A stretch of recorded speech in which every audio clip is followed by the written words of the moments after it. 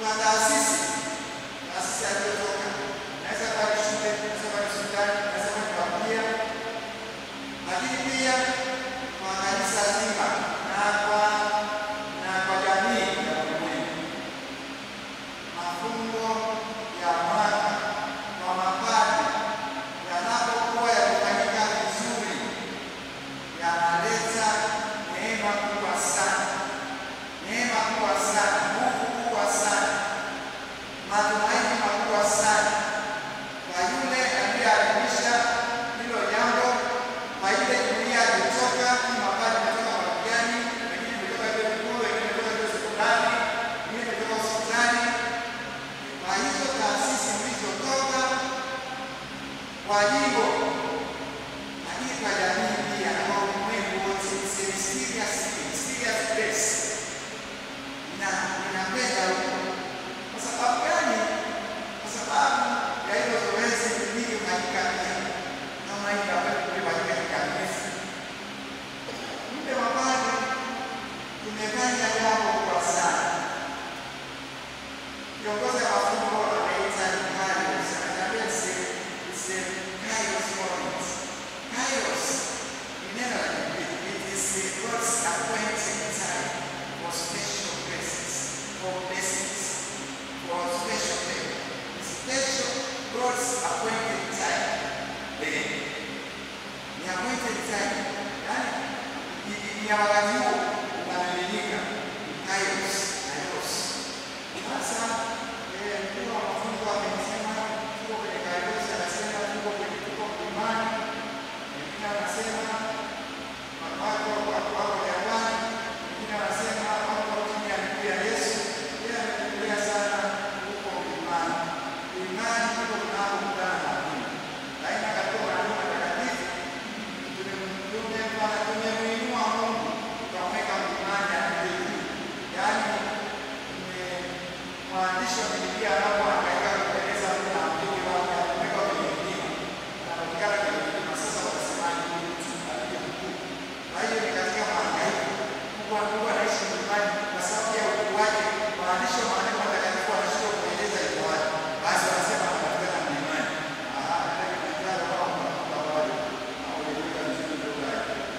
Sasa tulikuwa kwenye kipindi cha Ramadhani.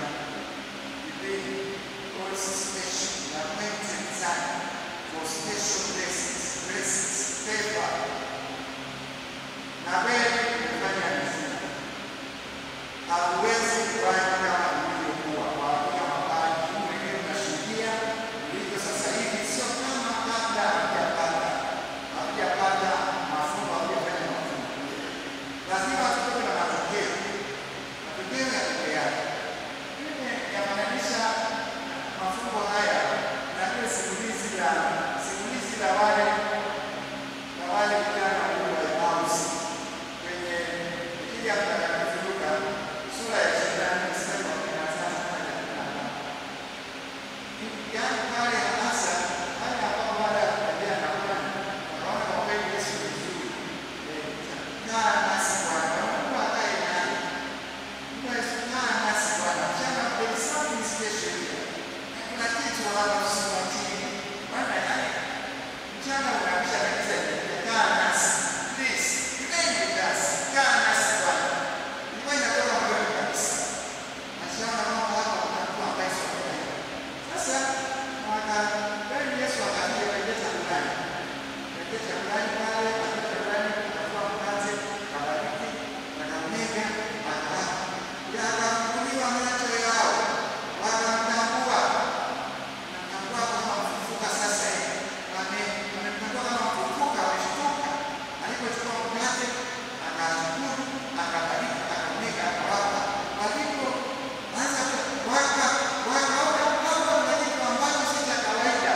Wakamtambua kwamba huyu si wa mfufuka huyu.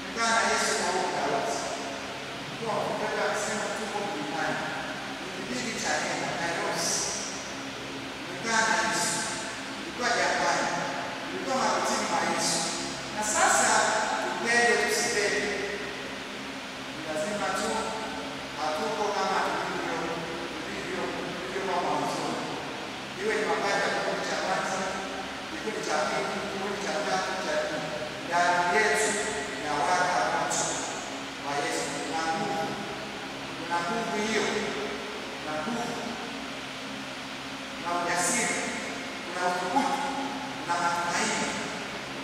Sasa ufunzi wetu unaingia sana kama sisi mafanya watu ambao kwa kweli wetu tunadai tuwe ni watu ambao tuna ujasiri, tuna uthubutu na tuna sadaka, maana tunadai.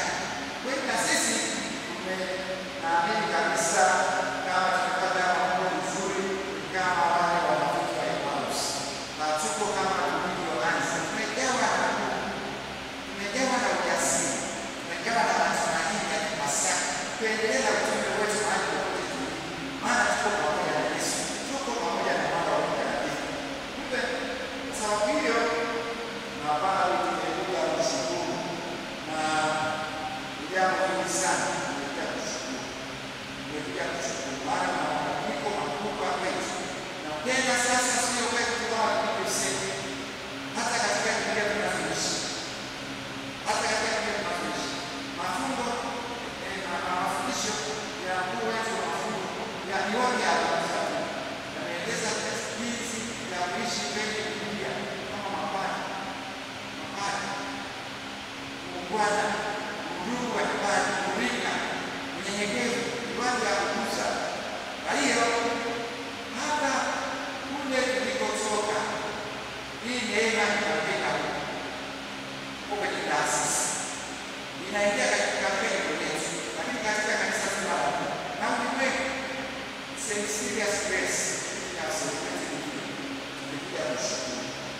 Kiongozi wetu wa mafungo mheshimiwa sana pale Dr. Kenani Serikali, chancellor wa jimbo kuu Katoliki Arusha, ametuhimiza kwa undani sana kwa lile ambalo kwa kweli linapaswa kuitwa ni mafungo ya mapana ya kweli, na mafungo ya mapana ya kweli.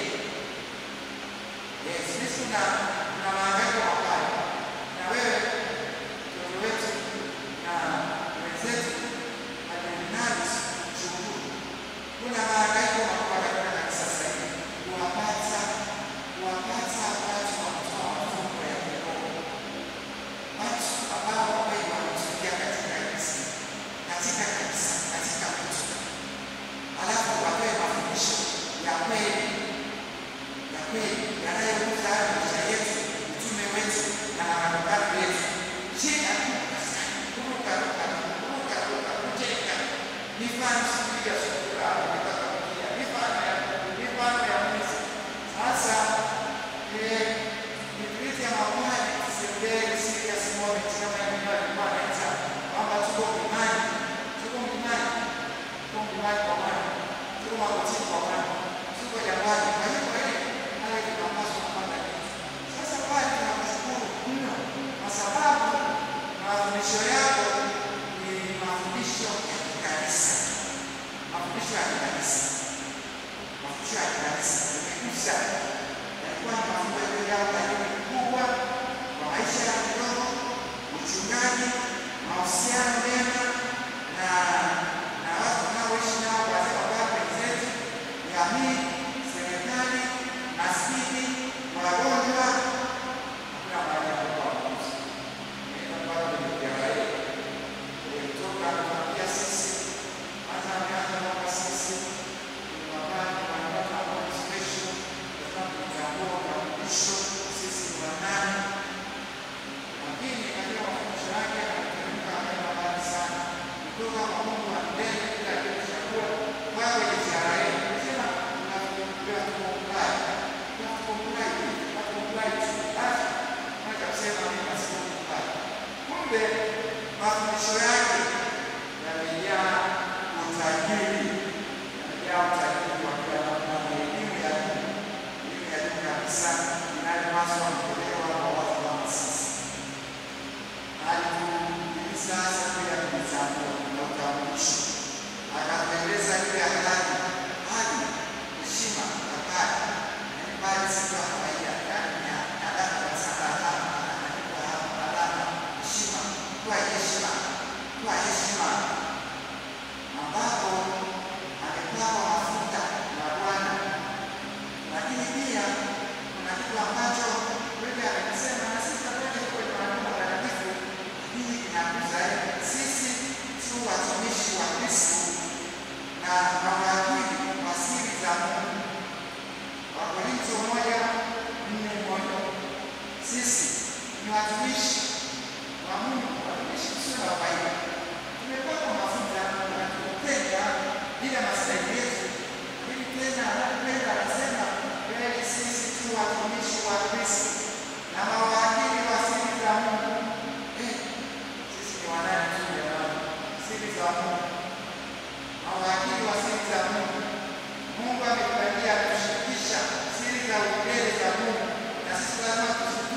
sasa na tusigawe kwa mpango wake. Naona ametupitisha huko mama bali ndani watu wa Maria, lakini pia akatukumbusha juu ya kwamba hadi anashika nafasi ya Kristo mchungaji mwema.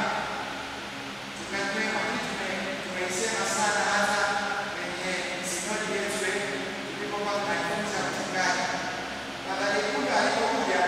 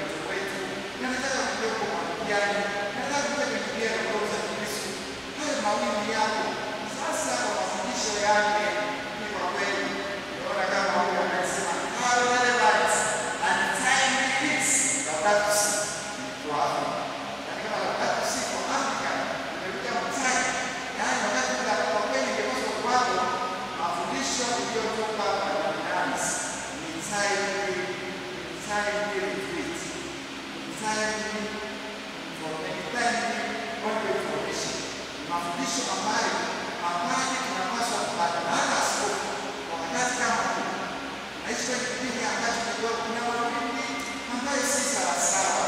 Namna yetu tunasikia mapadri wenzetu katika kanisa la Mungu wanapoingia kwenye matatizo ambayo yanaeleweki. Tunasikia jinsi watu wengi yani huko parokiani wanaingia kwenye mambo ya ajabu, hata Wakristo, mambo ya pombe, ulevi, mambo ya biashara ambazo hazinatika. Naona jinsi ambavyo yani kwenye familia zetu na kwenye dunia zetu watu wasio na ndoa wanaongezeka, yani wanaishi vitu wanasema kwamba ni maisha sasa hivi. Sasa kama Zuria yani amejaa anataka kuchukua nafasi hizi na kuandika kwenye sinodi, askofu wewe unawazaje juu ya kuongezeka hivi kwa hawa watu ambao hawana ndoa, yani hawana ndoa sakramenti, wanaishi tu. Sasa wanataka kusema kama Masuria ndio mpango wa maisha sasa hivi waendelee.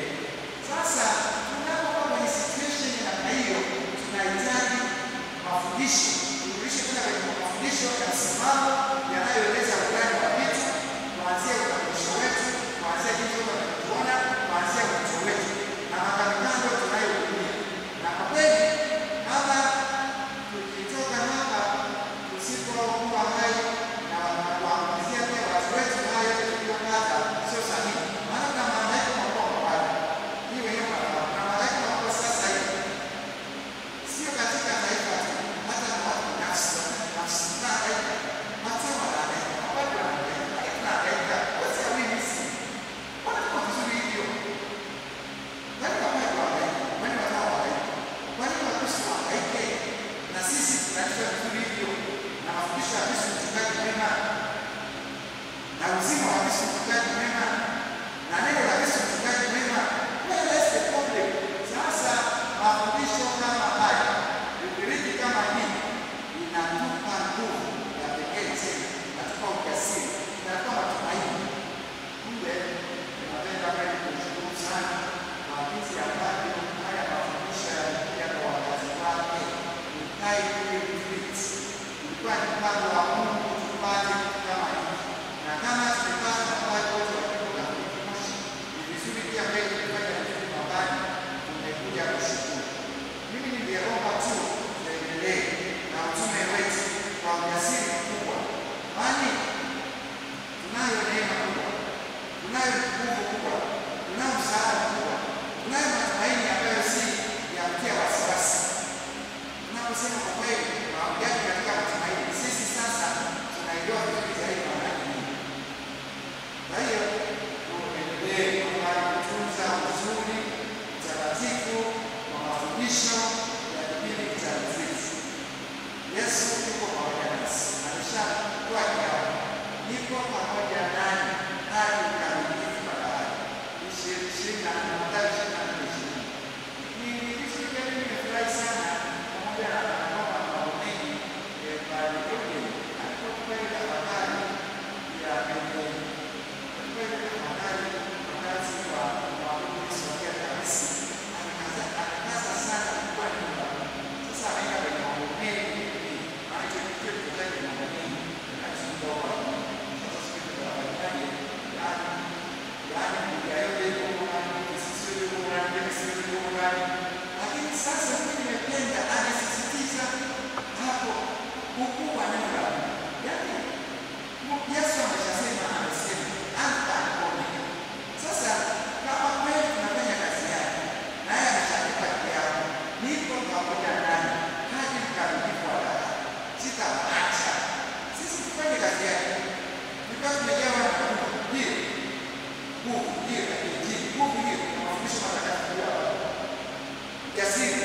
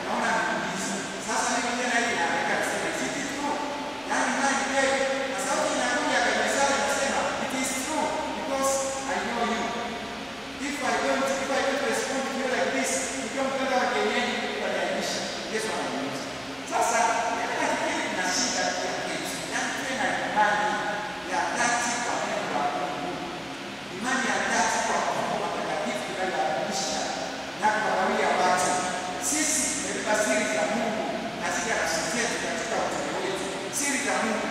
Ametuinua sana, ametudhamini sana. Siri za Mungu, siko kwetu, neno la Mungu, sakramenti za kanisa, kwanza sakramenti Mungu. Siko katika mikono yetu, siko katika utawala wetu. Lakini kwa nini tusionyeshe hata huko tulipo kwenye taasisi zetu parokia, tuonyeshe kweli hapa kuna nguvu ambayo inatokea. Mimi basi ndiye alama ya Kristo hapa, na naomba hapa parokia yote kama mabadiliko ya kiroho, ya kimahusiano, ya kiuchungaji, lakini pia ya mazingira, kwa sababu pale nasema kwa kweli, hapa ni kwa Yesu, kwa kweli. Akimwona pepe kwa vizuri, sema kwa kweli hapa ni kwa Yesu. Huyu ni kwa Yesu. Kwa nini tusiingie hapo watu wakubwa kama sisi? Ni Kristo ikombe, watu wa sana, wametubariki siri zake. Tupewe ushuhuda kwamba sisi tuna Yesu. Tunamwadhimisha Yesu na tunamgawa Yesu. Hiyo kwa pamoja nasi ni a very special way. Katika neno lake, katika maadhimisho, lakini tena tunapofika kwenye kanisa lakini tunaishiwa na Mungu. Maana pale ni mwenyewe sasa yuko na sisi tunabeba habari. Nasikia kutoka kwa maadhimisho. Sisi tunabeba habari. Takatifu wengi wamesema hawa ndio kabisa wanaishiwa ndani. Yaani tena mbingu zinatuishi kwa sababu tunapenda Yesu duniani. Sasa mafano, mimi ndio naomba. Tunapokuwa huko kwenye maeneo yetu, tuwe kidogo aggressive, positively aggressive with it. Yaani kuonyesha uwepo wa Yesu. Mama kwa kweli wewe, ndio unamfunua Yesu pale pamoja. Na mfunue kweli, mfunue maisha yako, mafundisho yako, ambayo yamejaa ukweli, si ana mahangaiko, maana unataka hakuna ndivyo ulivyo, yatoe, yatokee ushuhuda. Mimi naamini kwamba ulikuwa na mabadiliko sana. Na pia tunaandama. Huko kwenye kiko letu tunaandama. Wale watu wanasema asante Yesu. Sifa na utukufu kwake. Yaani mazingira unayoenda kushoto. Ile ikala hiyo anakuwa ndani kwa ndani. Ile itabaa. Kama pengine ile itabaa na nini? Yaani ukipeleka wewe sijui imefika siku moja kukuza jasho, lazima useme sasa tunacha hata hivi. Sasa tunataka kukaa barabara. Nataka kuuliza. Kwa nini tusifanye maeneo yetu yatangaze Kristo? Yatangaze Kristo, uwepo wa Kristo pale. Kwa njia mbalimbali, kuanzia na wewe ambaye ni Kristo. Lakini hayo mafunzo unayoyaadhimisha, yaadhimishe kwa imani kuu. Mwaka ndivyo mwaka yalivyo. Hizi alama zimebeba Mungu. Wewe mwenyewe ukiri, sio unafanya ukiri. Hizi alama zimebeba Mungu.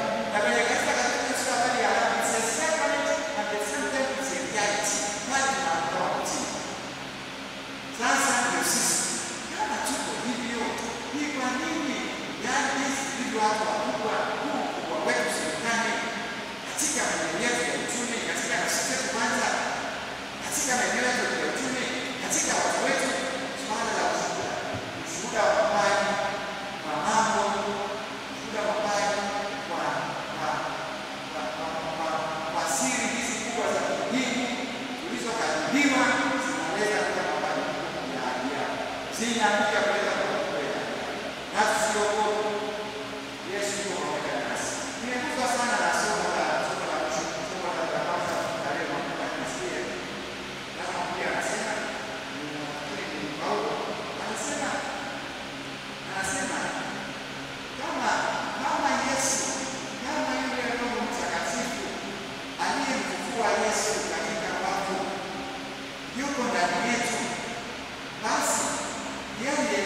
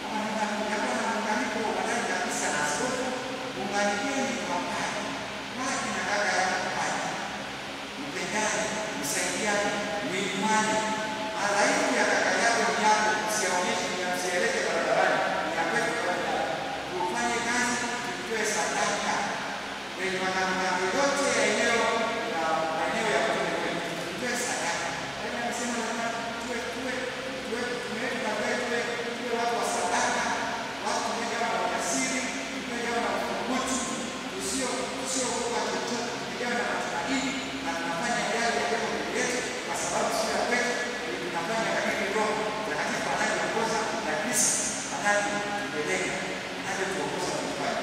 Kama pale mimi niliwapatia